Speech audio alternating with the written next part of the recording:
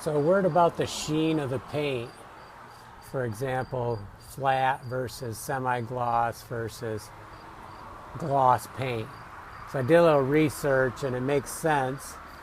The glossier it is, the more imperfections you're going to see and show.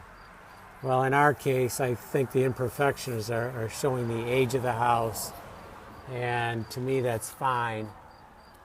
The other thing to think about is as paint ages, it fades because of the sun. So the glossier it is, the more sun reflects from it, and therefore the less UV damage should be occurring.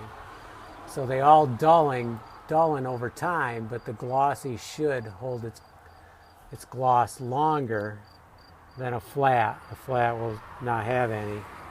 And it's because of the oxidation. So hopefully the paint we're using has lots of UV inhibitors and it will oxidize slow so we can keep these vibrant colors.